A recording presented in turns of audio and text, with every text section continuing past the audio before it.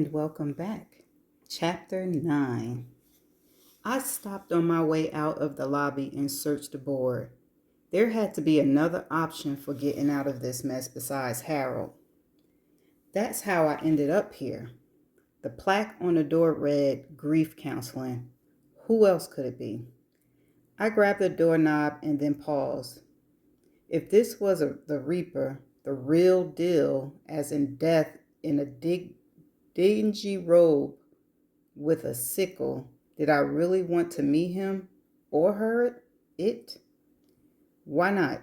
He couldn't look too much worse than Crow did. I had nothing but time on my hands, and all I did was sit around that office all day. I'd just say hello and introduce myself as someone new in the building. When you thought about it, I was really just being neighborly. And while we were getting acquainted, if by some chance the subject came up about me looking for an early exit from this particular situation, what harm was done? If he could hurry me along out of my contract a little quicker, I certainly wouldn't snub my nose at the offer. I turned the doorknob and pushed into the reception area. No one was there, but at least it didn't look dark and scary the way I'd feared. I guess I was being judgmental, assuming it would be all spiders and cobwebs. It looked similar to our old waiting area, just like our place. There was a door on the far wall that led to the back. Hello? I was just about to knock on the interior door when it opened. The room was black, without a glimmer of light escaping. Come in, a deep male voice said from somewhere within all the darkness. Sometimes judgment calls are more accurate than you hoped. I came here uninvited. I couldn't go running now. I wanted out, after all. What if this was my way back into the system? I refused to be a sissy. I took a step in and the light shot on all of a sudden. A slender man who appeared to be in his 60s with thinning white hair sat behind an antique wood desk. The walls were lined on either side with leather-bound books. Yep, I'm judgmental.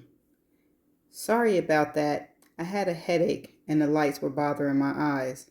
The deep voice that had bid me entry now sounded quite high and nasally. Did you take anything? Did ibuprofen work on the Reaper? This man couldn't possibly be Death, sitting here all calm and non-threatening in his three-piece suit. Yes, but over-the-counters never work well for me. Did Death just tell me Advil didn't help his head? This had to be an assistant. Have a seat. I heard we had someone new in the building. Death seemed so friendly. Weird that he'd have the best manners of any of them so far. It's nice to meet you. I'm Karma. He held out his hand, and right before I grasped it, he introduced himself. I'm Death. So nice to meet you. I paused my hand in mid-reach, but then I faltered. I want to go back into the system, and he could probably help me do that. But not before I handle matters here. If there was a chance at getting my murderer, I couldn't walk away. It's okay, he smiled and looked down at my hand. I'm sorry. I grasped his and shook.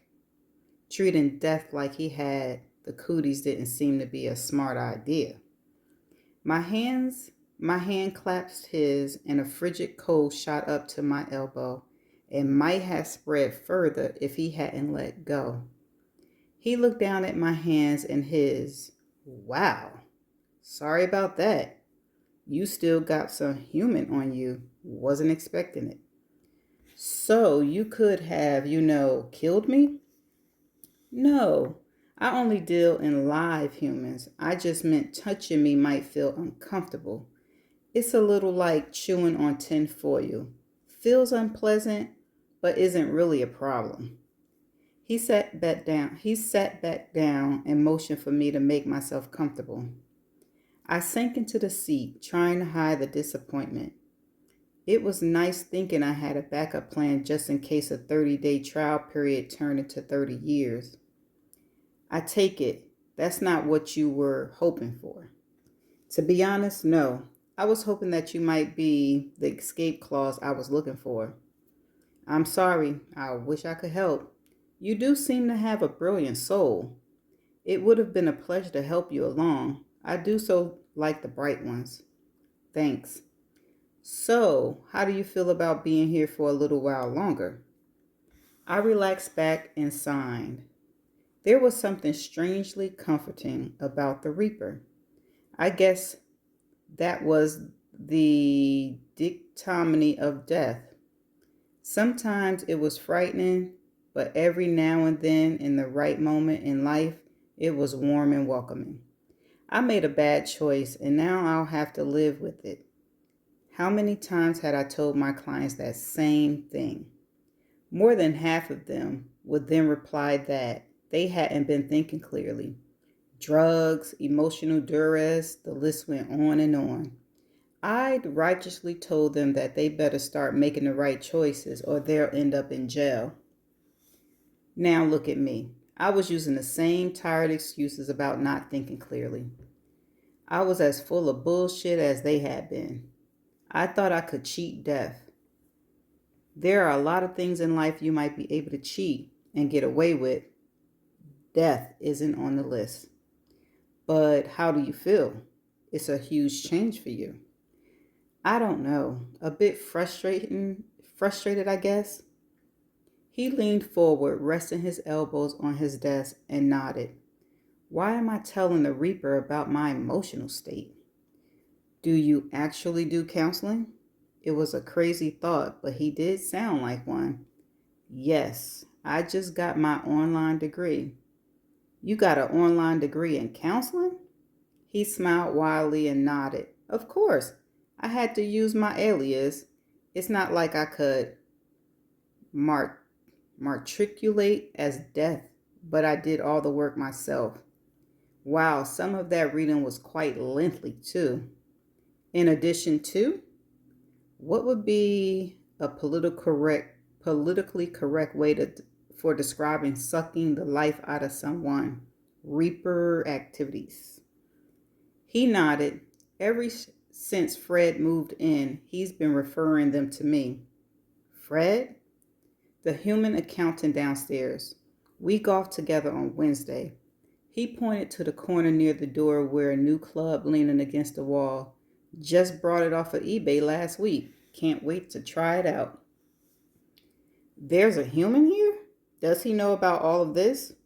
No, he doesn't. He didn't know what the building was, and we had an open office. It was something of a paperwork slip up that no one's been able to figure out. He was such a nice guy that we all lobbied to let him stay. And Fred gets you clients? Well, he got me my first couple, but I've taken to it like a fish to water, so now those clients have been getting me referrals. Fred has been a wonderful human to have around. He stood and took a framed photo off his bookshelf of three guys on a golf course. That's Fred, Dennis, and me. Dennis is the tooth fairy. He's even dabbling in dentistry now because of Fred. Have you met him yet? The tooth fairy? Yes, he golfs with us a couple of times a month. There was a rap on the door, then a young man poked his head in. Hey, Doc, your 2 o'clock is here. Thanks, Tim. I stood up and couldn't stop shaking my head. Where did the craziness of this place end? Thank you for talking to me. Anytime, doors always open. After the party gone wrong and the idea that he might be waiting at my condo, I needed a drink badly. I pulled up to a bar I've known my whole life but had never frequented. It was one of those local joints that didn't get much of the tourist crowd. Being a public defender, I was always worried about running into one of my clients here. It was the perfect place for how I was feeling. I walked into the mostly empty dim room. The Joker by Steve Miller played on a jukebox in the corner. A couple of guys shot pool, the balls clanking and cigarettes burning in an ashtray. I grabbed a stool as far away as I could get from the few other patrons. A middle-aged bartender who would have looked at home in an old western approached me. "What'll you have?" he asked, slapping down a peeling cardboard coaster. "Something strong." He nodded and returned with a bottle that appeared to have red wax dripping down its side. The label read, "Maker's Mark." He poured a shot and then placed a Coke beside it. "You might need a chaser."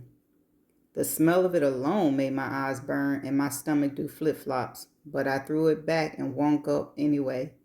Trying to keep it down, I'd never been so happy to chug a Coke in my life. I pushed the shot glass forward and nodded toward the bottle. "Another Coke, too?" "Definitely." I slid the empty Coke glass forward. "Want to talk about it?" he asked as he refilled both. "Nope. Not unless you want to die today." "That bad? Huh?" "Yep." I was still none the better after 3 shots, a sugar high and a fuzzy feeling later. "What's got such a pretty girl looking down in the dumps?" I hadn't noticed him sitting beside me until he spoke, probably due to the fuzziness. I knew he was older by his voice, but when I turned toward him, I hadn't expected someone looking down a decade. I love to share, but I'm not at the liberty. If he only knew how honest I was being. "Then just listen. Thank you for the offer, but trust me, you really can't help me with this." "You need to listen," he chastised and even threw in a finger pointing for good measures. I was wondering if I had a choice. He seemed intent on having disclosure, and I was pretty sure I couldn't drive. A taxi would take at least 10 minutes to get here, so I guess I was hearing him out whether I wanted to or not. I've witnessed war, death, disease, and every other type of atrocity you can imagine, let alone the ones beyond your fathom. I've been staring forward, but now I look back at him. He was old enough to have gotten around the block a few times and seen a few wars, but there was something about the way he said it that made me start to wonder who exactly this man really was. "I knew you had good instincts." He smiled as if he knew what I was thinking. "Who are you?" "I work for the company. You can call me recruiter. Call me a recruiter." He took a sip of a draft beer he had in front of him. "Do you work in the building?" "We don't all work out of the building." He leaned a little closer as to not be overheard. "Now listen to me. I know you plan on quitting at the end of the trial period. That's not a good idea." "Why not? I hate this job." "Doesn't matter. This is where you're supposed to be." "Fate doesn't think so. Isn't that his department?" He shrugged. He doesn't understand yet. "But you, as a recruiter, do?" "Yes."